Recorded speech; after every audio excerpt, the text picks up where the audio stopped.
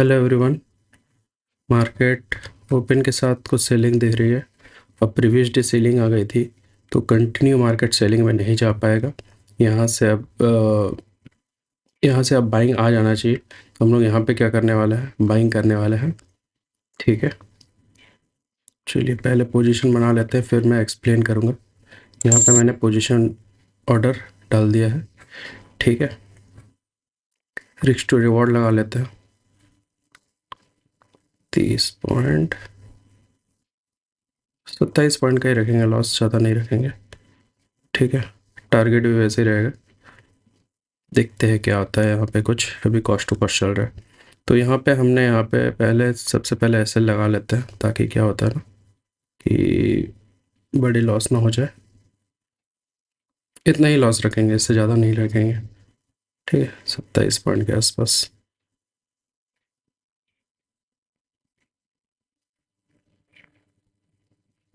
ठीक है, इतना अगर एसएल जाता है तो हमें कोई प्रॉब्लम नहीं होगा।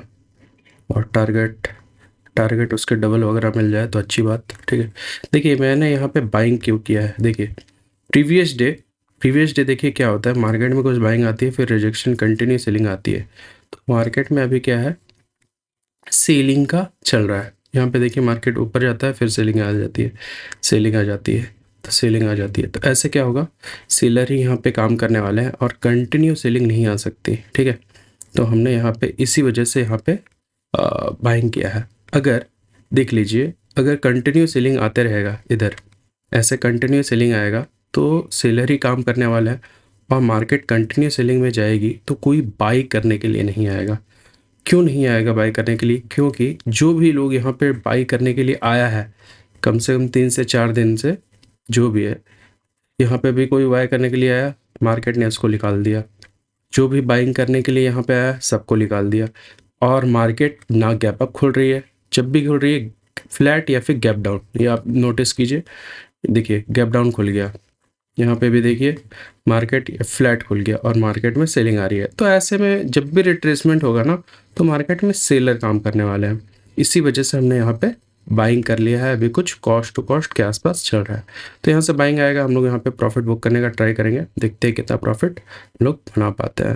हम लोग सबसे पहले टारगेट यहीं रखेंगे, अच्छा रहेगा 44 पॉइंट। ओके, तो अच्छा रहेगा वो, क्योंकि देखिए मार्केट में मोमेंटम आएगा ना तो तेज़ी से आएगा। ठीक है, इन क्यों बनाया बाइंग साइड पे, मैं सेलिंग साइड में भी जा सकता था, लेकिन देखिए मार्केट में मैं सेलिंग साइड पे जाऊंगा ना, देखिए यहाँ पे भी सेलिंग आ गई, यहाँ पे भी सेलिंग आ गई और इस दिन भी सेलिंग आ गई। ठीक है, और ऐसे सेलिंग ही आते रहेगी, कोई भी बाइंग करने के लिए तो नहीं आएगा। इस वजह से मार्केट ने क्या किया है, पहले यहाँ पे सेलिंग का मोमेंटम दिखाया। ठीक है, उसके बाद देखिए सेलिंग का मोमेंटम दिखाया, यहाँ पे बड़ा कैंडल था, यहाँ पे कुछ रेंज बनाया, फिर ब्रेकडाउन किया, फिर से यहाँ से सपोर्ट लिया, फिर से इसका ब्रेकडाउन दिया। तो यहाँ पे सेलर ज़्यादा से ज़्यादा सेलर काम कर रहे होंगे। ठीक है, इस वजह से हमने यहाँ पे पोजीशन बना लिया है और यहाँ पे देखिए कुछ प्रॉफिट वगैरह चल रहा है। देखते हैं कितना कंटिन्यू कर पाता है। यहाँ पे तो हमने यहाँ पे एंट्री वगैरह बना लिया है। तो हमारा टारगेट हिट हो जाना चाहिए 40 पॉइंट का ही है, कुछ 40 पॉइंट का काम करते हैं। इसको थोड़ा सा कम कर देते हैं, 40 पॉइंट कर देते हैं, ज़्यादा टारगेट भी सही नहीं रहता है इस वजह से। ठीक है, 40 पॉइंट के आसपास हमारा टारगेट है।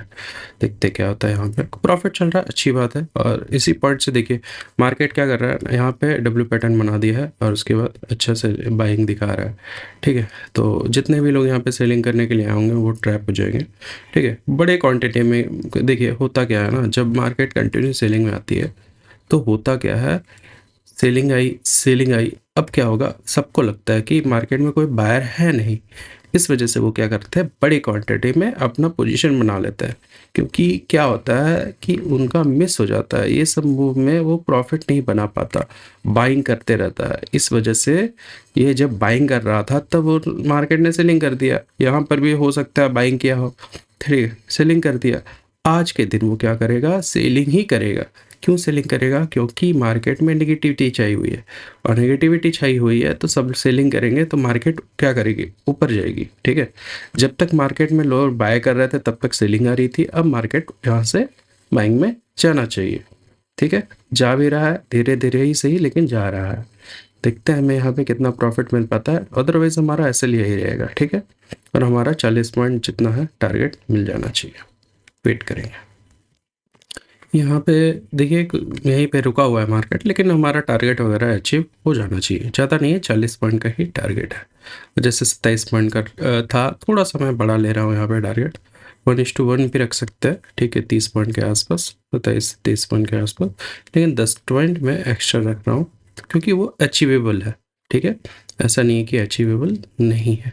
इस वजह से मैंने यहाँ पे 40 पॉइंट के आसपास टारगेट सोचा है कि यहाँ पे मिल जाना चाहिए, ठीक है। क्यों मिल जाना चाहिए? क्योंकि मार्केट में ना जब यहाँ पे सेलर के स्टॉप लॉस जाएंगे यहाँ पे, ठीक है, तो वो बड़ा स्पाइक आएगा। इस क्यों आएगा ये बता रहा हूँ, क्योंकि वो बड़े क्वांटिटी में काम करेंगे यहाँ पे, क्योंकि यहाँ पे छोटे क्वांटिटी में काम कर रहे थे, ठीक है। लेकिन जब नेगेटिव होती है मार्केट, तो उनको लगता है बड़ा प्रॉफिट हमको यहीं पे किया जा सकता है। हाँ जी, अपना कैपिटल जो है डबल किया जा सकता है। इस वजह से बड़ी स्पाइक है। जब उनका एसएल हो जाने लगेगा तब जाके प्रॉफिट हमारा होगा। इस वजह से यहाँ पे कुछ मार्केट थोड़ा तंग कर रहा है, लेकिन ये टारगेट वगैरह अचीव कर देगा। यहाँ सेलिंग कैंडल बना दिया, देखिए, ठीक है। कितना टारगेट मिल चुका था हमें? अराउंड 23 पॉइंट के आसपास टारगेट मिल चुका था, लेकिन हमने प्रॉफिट बुक नहीं किया। कोई बात नहीं, आएगा तो हम लोग प्रॉफिट बुक करेंगे, अदरवाइज ये एसएल दे देंगे, ठीक है। ग्रीन कैंडल बना रहा है, अच्छी बात है। देखिए ये जो जोन है ना, इम्पॉर्टेंट है हमारे लिए। ये जोन का ब्रेकआउट आएगा तो हमारा टारगेट भी इजीली हिट हो जाएगा। यहाँ पे एसएल को कट कर देता है, क्योंकि अभी हमारा लॉस नहीं हो सकता। हमने यहाँ पे एंट्री बनाया था और कुछ प्रॉफिट वगैरह दिख रहा है, ठीक है। 3700 का टारगेट दिख रहा है, तो अचीव हो जाएगा, ठीक है। तो हम लोग देखते हैं कितना यहाँ पे कैंडल बना रहा है। अच्छा बात है। देखिए कितना ये कंटिन्यू कर पाता है, ठीक है। 4000, 5000 का प्रॉफिट चल रहा है, ठीक है।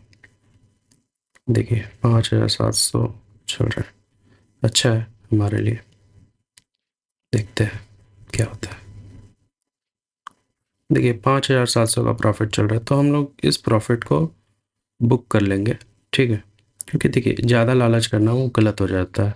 इस वजह से देखिए मार्केट में कैंडल भी बन गया यहाँ पे, ठीक है, कैंडल भी बन गया, और उसके बाद यहाँ पे फिर से सेलिंग आ जाएगी ना, तो हमें दिक्कत हो जाएगा। इस वजह से इस प्रॉफिट को हम लोग को बुक कर लेना चाहिए। कितना का भी चल रहा है? 6000 का चल रहा है, ठीक है। कैंडल क्लोज का वेट कर रहा हूँ मैं, फिर जाके यहाँ पे प्रॉफिट वगैरह बुक किया जाएगा।